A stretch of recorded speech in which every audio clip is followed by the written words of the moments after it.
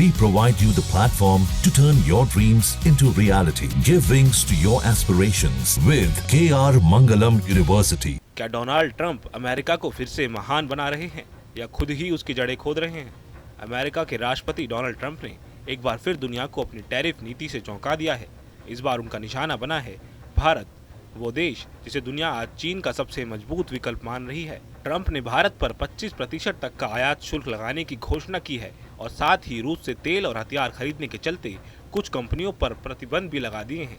लेकिन सवाल ये है कि क्या ये फैसला वाकई अमेरिका को फायदा देगा या फिर अमेरिका की चीन विरोधी रणनीति को ही कमजोर कर देगा? मशहूर उद्यमी और टेस्टबेड के चेयरमैन किर्क लुबिमोव ने इस फैसले को रणनीतिक आत्महत्या करार दिया है।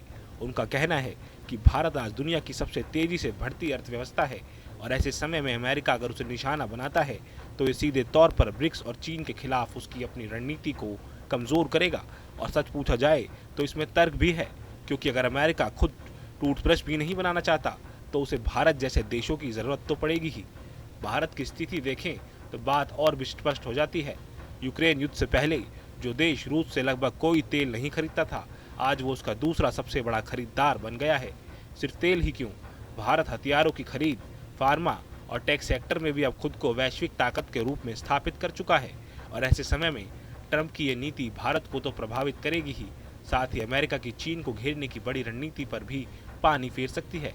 भारत सरकार ने भी ट्रंप के बयानों और टैरिफ के जवाब में अपना पक्ष स्पष्ट किया है। केंद्रीय मंत्री पीयूष गोयल ने संसद में दो टूक कहा कि भारत मरती नहीं, उभरती अर्थव्यवस्था है।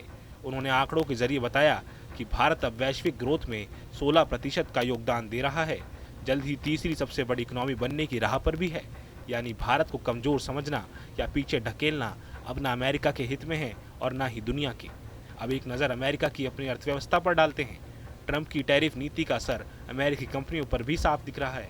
मैन्युफैक्चरिंग सेक्टर में पिछले कुछ महीने से करीब 37,000 नौकरियां खत्म हो चुकी हैं।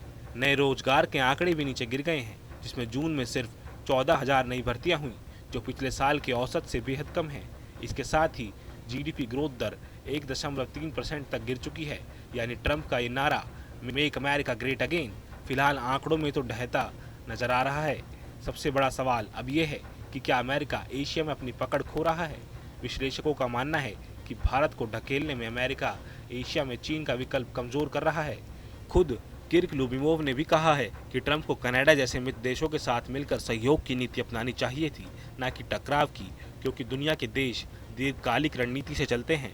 ट्रंप का 4 साल का कार्यकाल उनके लिए बस एक अस्थायी झटका भर है। इस पूरी कहानी में सीख ये है कि राजनीति में फैसले सिर्फ घरेलू वोटों के लिए नहीं लिए जा सकते। विश्व राजनीति और अर्थव्यवस्था एक दूसरे से गहराई से जुड़ी है।